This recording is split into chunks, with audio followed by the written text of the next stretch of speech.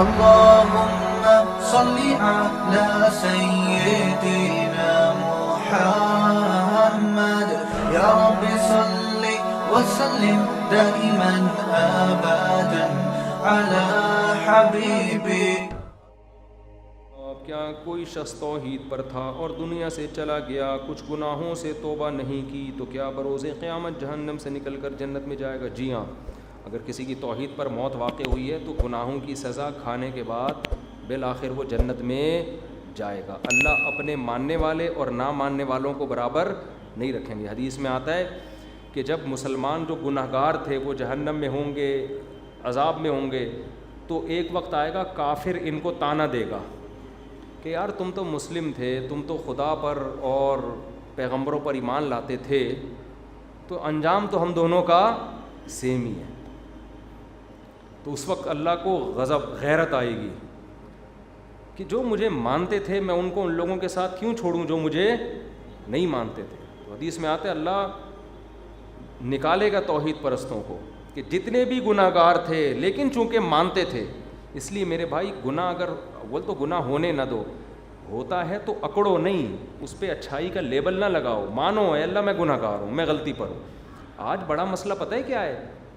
جب آپ کسی کو بتائیں غلط ہے تو وہ اکڑن دکھانے لگتا ہے. ایک صاحب سے میں نے کہا بھائی اس پہ عذاب قبر ہوتا ہے جو آپ اس طرح کی باتیں کر رہے ہو. کہتا ہے ابے جب قبر میں جائیں گے تو دیکھا جائے گا. یہ تو آپ یعنی عذاب قبر کی توہین کر رہے ہو نا. میں نے کہا جب قبر میں جاؤ گے تو صرف دیکھا ہی جائے گا، اس وقت توبہ کی مہلت نہیں ملے گی. تو مذاق نہ اڑاؤ میرے بھائی. اگر اللہ نہ کرے گناہ ہو رہا ہے، مانو اے اللہ میں گناہ گار ہوں، میں خطا کار ہوں، میں اس پہ فخر نہیں کرتا.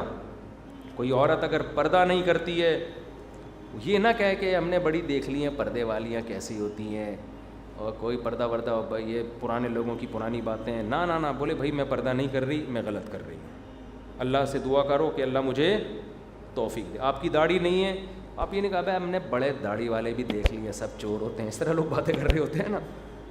اب داڑھی واڑی کچھ نہیں بھائی. آپ بولو یار میں غلط ہوں، داڑھی نبی کا حکم ہے، میں نہیں رکھ رہا، دعا مانگو اللہ مجھے بھی توفیق دے. تو برائی پہ اتراؤ نہیں، کبھی بھی اتراؤ نہیں برائی پہ. تو آج مسئلہ یہ ہونے لگا ہے کہ اس پہ فخر کرنے لگے ہیں. یہ فخر، یہ کفر ہے فخر کرنا. اس پہ اللہ نہیں بخشے گا. اللہ کہے گا تجھے تو اپنے جرم پہ ندامت ہی نہیں تھی. جس کو ندامت ہے اس کے بخشے جانے کا امکان ہے. اس کا بھی امکان ہے اللہ بغیر سزا کے ہی معاف کر دے، امکان ہے. قاعدہ تو یہی ہے کہ نہیں کرے گا معاف، لیکن امکان ہے کہ اللہ ویسی غریبی میں بھی تو کچھ کام ہو رہے ہوتے ہیں نا. بھائی غریبیاں ہر جگہ چلتی ہیں، صرف کراچی کے ہوٹلوں میں نہیں ہیں. اللہ کے یہاں بھی غریبیاں چلیں گی. 4 آدمی جا رہے ہیں، اللہ کہیں گے خاندان کا ایک فرد غریبی میں لے جا. ٹھیک ہے، یہ 4 تو اپنے اعمال سے جا رہے ہیں، ایک غریبی. تو غریبیاں وہاں بھی چلیں گی، لیکن آپ اپنے آپ کو اس غریبی میں نہ لے کر آؤ، توبہ کرو. کیونکہ اگر غریبی نہیں ہوئی پھر کیا ہوگا؟ پھر تو بڑے وہاں کا جہنم کا عذاب ہے بھائی. کوئی چھوٹا عذاب تھوڑی ہے وہ، اللہ بچا کے رکھے ہم سب کو. تو اس لیے گناہوں سے بچو، توبہ کرو، گڑ گڑاؤ، معافیاں مانگو. بار بار ہو رہا ہے، بار بار توبہ کرو. اچھا ایک تو یہ بڑا جرم ہے کہ آپ مذاق اڑانا شروع کر دیں دین کا اور کہیں یار یہ کچھ سب مولویوں کی باتیں ہیں اور پردہ وردہ اور بد نظری، یہ سب فضول باتیں ہیں. یہ خطرناک. دوسرا ایک خطرناک اور بھی ہوتا ہے کہ جب آپ کسی گناہ کے عادی ہو جاتے ہیں نا تو آپ ہتھیار ڈال دیتے ہیں کہ یار بس میں اسی گناہ میں اب زندگی گزاروں گا، یار مجھ سے نہیں چھوٹتا. یہ بڑا ڈینجرس ہے. نہ نہ نہ نہ، آپ ایک گناہ ہو گیا توبہ کرو، ہو گیا توبہ کرو، ہو گیا توبہ کرو، ہو گیا توبہ کرو، ہو گیا توبہ کرو. آپ بولو میں لڑتا رہوں گا ساری زندگی. یہ نہ کہو کہ اب مجھے بد نظری کی چونکہ عادت پڑ چکی ہے، یار اب چھوڑو یار، بس کمپرومائز نہ کرو. نہ نہ نہ نہ، سمجھ رہے ہو؟ بعض لوگوں کو انٹرنیٹ پہ فحش فلمیں دیکھنے کی عادت پڑ جاتی ہے، توبہ کرتے ہیں، پھر فلم دیکھ لی، پھر توبہ کی، توبہ کر کے کہتے ہیں یار ہم سے نہیں چھوٹتی، اب جی بھر کے دیکھتے رہو بس. یہ بہت خطرناک ہے، بہت خطرناک. توبہ کرتے رہو کرتے رہو کرتے رہو. بولو چھوڑنے کی کوشش میں موت تک لگا رہوں گا. پھر کوشش کرو، اپنے آپ کو سزا دو، روزے کے ذریعے، نفل نماز کے ذریعے پینلٹیاں لگاؤ اپنے اوپر، علماء سے تعلق قائم کرو، تبلیغ میں وقت لگاؤ. پھر ہو جاتا ہے. پھر ایک صاحب نے کہا میں فحش فلمیں دیکھنے کا عادی تھا، میں حج کر کے آیا، میں نے توبہ کی، پھر مجھ سے جرم ہو گیا. وہ اتنا مایوس کہ یار جب حج سے نہیں چھوٹ رہا تو اب کیسے چھوٹے گا. میں نے کہا بھائی پھر حج کر, ٹھیک ہے نا, پیسے نہیں حج کے تبلیغ میں نکل جا, توبہ کر. کیوں آپ لڑتے رہو شیطان کے خلاف؟ اللہ کو یہ ادا بھی پسند ہے کہ ہتھیار ڈال کے بیٹھ, کیونکہ ہم جہنم پہ کمپرومائز بولو نہیں کر. ہتھیار ڈالنے کا مطلب یہ کہ اللہ ٹھیک ہے اب مجھ سے نہیں چھوٹ رہا, اب تو مجھے اللہ تو گناہ پہ جہنم کی وعید ہے بھائی. آگ پہ کون تیار ہو جاتا ہے کہ دیکھو کوئی شخص آپ کو ایک گڑھا ہے جس میں آگ جل رہی ہے, دھکیل کے لے کے جا رہا ہے, آپ نے پورا زور لگا دیا لیکن وہ اتنا طاقتور ہے کہ وہ آپ کو گھسیٹ رہا ہے اور آپ کو یقین ہو گیا کہ میں اس سے پنجہ نہیں چھڑا سکتا, تو کیا آپ اب آرام سے جانا شروع ہو جاؤ گے کہ بھائی چھوڑو مجھے, اب میں تو بھاگ تو سکتا ہی نہیں ہوں, چھوڑو مجھے پتہ ہے کچھ نہیں, چلو میں خود اب آرام سے جا رہا ہوں, اس ٹینشن کی کیا ضرورت ہے؟ ایسا کرو گے؟ آخری دم تک آپ اس سے اپنا ہاتھ چھڑانے کی کوشش کرو گے جبکہ آپ کو یقین بھی ہوگا کہ نہیں چھڑا سکتا میں. تو جہنم کی آگ بھی ایسا ہی ہے. جہنم سے بچنے کے لیے گناہ چھوڑنا ضروری. تو شیطان بار بار گناہ کروا رہا ہے, آپ کو یقین ہو گیا بالفرض, اول تو یقین ہونا نہیں چاہیے ایسا, یہ تو ایسا نہیں ہو سکتا, مایوس نہیں ہو انسان. بڑے بڑے لوگوں سے بڑے بڑے گناہ چھوٹے ہیں, آپ کو یقین ہو گیا کہ مجھ سے یہ گناہ نہیں چھوٹے گا, پھر بھی آپ نے کوشش نہیں چھوڑنی. مرتے دم تک بھی جو ہے نا آپ آخری کوشش کرو یار میں اس پہ کمپرومائز نہیں کروں گا. حتیٰ کہ جس دن موت ہوئی نا اس دن بھی فلم دیکھ کے مرے آپ, اللہ نہ کرے, لیکن آپ کو احساس ہو گیا اب دوبارہ کوشش کروں گا, میں اب پھر جا رہا ہوں سہ روزے میں تبلیغ میں یار, اب تاکہ یہ عادت چھوٹ گئی تھی دوبارہ نہ آئے. یہ آپ کے یہ بھی چیز آپ کے میزان میں ایڈ ہو رہی ہے, سمجھ رہے ہیں نا, وہ فلمیں بھی ایڈ ہو رہی ہیں, گناہ بھی, ان سے بھی آپ خوش نہ ہو جائیں کہ بہت اچھا ہو گیا, مفتی صاحب نے کہا آخری دن بھی فلم دیکھ کے مرا ہے, ٹھیک ہے نا. جیسے وہ گناہ ایڈ ہو رہا ہے تو چھوڑنے کی کوشش بھی ترازو میں نیکیوں میں ڈالی جا رہی ہے. تو اللہ کہے گا کوشش کر رہا تھا, تو امید ہے شاید اللہ بخش دے, اس کے پہ یار کوشش میں لگا ہوا. لیکن ہتھیار ڈال دیے نا آپ نے, اگر ہتھیار ڈال دیا بھائی مجھ سے نہیں چھوٹتا, اس کا مطلب آپ اللہ کی نظر میں بے حیا اور بے غیرت لوگوں میں شامل ہو گئے. بے غیرت کسے کہتے ہیں؟ جو مانتا ہو کہ میں بے غیرت ہوں, فخر کرتا ہوں. یہ غیرت آنے جانے والی چیز ہے, جس کی بے عزتی ہو تو کیا کہے عزت آنے والی چیز ہے. ایک گالی دوبارہ دے دیں آپ مجھے, لیکن عزت دار آدمی ایک گالی سنے گا تو غصہ آئے گا اس کو, بھائی کیا کر رہا ہے یار, تو کوشش کرے گا کہ یہ گالی دوبارہ نہ دے. تو یہ لڑتے رہو. تبھی اس کو حضرت مجذوب رحمۃ اللہ نے کہا ہے نا کہ نہ چت کر سکے نفس کے پہلواں کو. یہ ہمارا جو نفس ہے نا, ہماری خواہشات, یہ بھی پہلوان ہے, یہ ہمیں بار بار پچھاڑ کے زمین پہ گرا دیتے ہیں. اکثر ہمارا نفس ہم پہ غالب آتا ہے. ہم یعنی یہ رنگ میں نا ہماری لڑائی ہو رہی ہے کس سے؟ اپنے نفس سے, اپنی چاہتوں سے ہمارا پھڈا ہے. ہم چاہتے ہیں کہ نفس ہم سے گناہ نہ کروائے. جو مسلمان ہے وہ تو یہ چاہے گا. نفس کیا چاہتا ہے, خواہشات کیا چاہتی ہیں؟ گناہ ہو جائے. اکثر ہماری خواہشات ہمیں پٹخ دیتی ہیں اور ہم ہار جاتے ہیں. تو اس پہ حضرت مجذوب نے کہا نہ چت کرنا کسے کہتے ہیں پتہ ہے نا, بالکل اس کو پٹخ دینا, کہ نفس کے پہلوان سے اگر تو اکھاڑے میں اس کو زمین پہ پٹخ کے شکست نہیں دے سکتا تو یوں ہاتھ پاؤں بھی ڈھیلے نہ ڈالے. کم بات ایسے بھی نہ ہو جائے کہ آپ کا نفس بولے کہ یہ کر, اچھا میں یہ کر رہا ہوں, یہ والی فلم دیکھ لے, اچھا میں دیکھ رہا ہوں, گٹکا کھا لے, کھا لیا جا کے, ڈبو کھیل لے, کھیل لیا جا کے, نماز چھوڑ دے, چھوڑ دی, چوری کر لے, کر لی, ابا کے سامنے چیخ دیا. آج کل تو یہ سیٹ اپ چل رہا ہے نا, جو دل چاہ رہا ہوتا ہے وہ کر رہا ہوتا ہے آدمی. تو حضرت مجذوب نے بڑا پیارا شعر کہا, نہ چت کر سکے نفس کے پہلواں کو تو یوں ہاتھ پاؤں بھی ڈھیلے نہ ڈالے. ٹھنی اس سے ہے دشمنی عمر بھر کی, کبھی وہ دبا لے کبھی تو دبا لے. کبھی اس نے گرایا تو ایک آدھ دفعہ تو بھی تو کک تو مارنا اس کو. باکسنگ میں 20 مکے اس نے تیری ناک پہ لگایا تو ایک مکہ تو اس کے گھٹنے پہ ہی لگا دے, اگر وہ ناک پہ نہیں لگانے دے رہا. ابے رنگ میں آپ کو لا کے پہلوان کے سامنے کھڑا کر دیا, آپ اتنے سے وہ بہت بڑا ہے, تو تھوڑا سا تو ہاتھ پاؤں مارو گے نا. ایسے تو نہیں جیسے ہی وہ آیا چارلی چپلن کی طرح آپ بھاگ گئے. وہ چارلی چپلن کا شارٹ کلپ کسی نے بھیجا ہے پرانا, دیکھا ہے نا, وہ اس کو کسی باکسنگ کے اس میں لا کے نا وہ کھڑا کر دیا, آگے بہت بڑا باکسر ہے. اب اس نے دیکھا تو بہت بڑا باکسر ہے, تو یہ امپائر کے پیچھے چھپ گیا.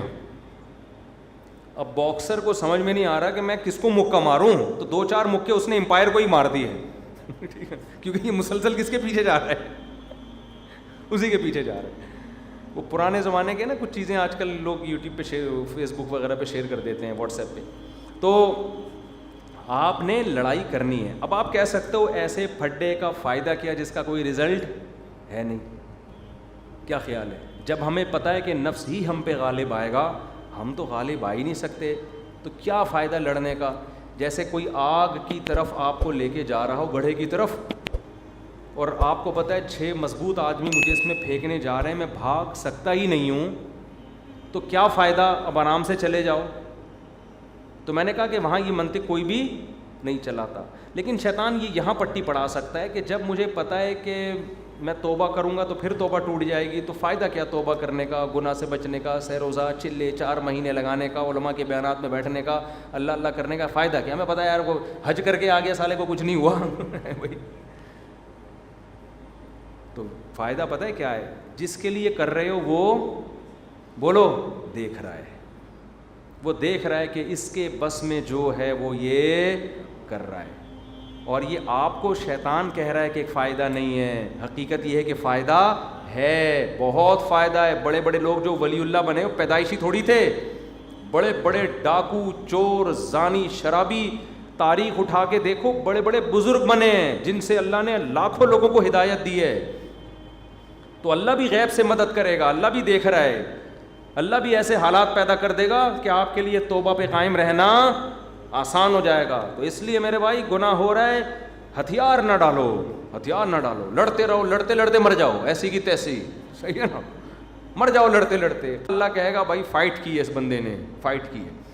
تو میں یہ نہیں کہتا پھر بھی بخشش یقینی ہے, کیونکہ گناہ تو کیے ہیں نا, لیکن شاید اللہ بخش دے. اور کمال کی بات یہ کہ جو بچنے کی کوشش کرتا ہے نا, نقد ایک فائدہ پتہ ہے اس کو کیا ملتا ہے؟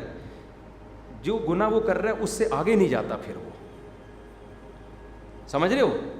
دیکھو ایک آدمی مسجد سے چپل چراتا ہے اور چپلوں کو مارکیٹ میں بیچ کے آ کے دودھ پتی کا انتظام ہو جاتا ہے, اس کے لیے اس کو چائے پینے کی عادت ہے, اس کے ابا اس کو گٹکے اور چائے کے پیسے نہیں دیتے, اس کے لیے اس نے مسجد سے چپل چرانا سیکھ لی.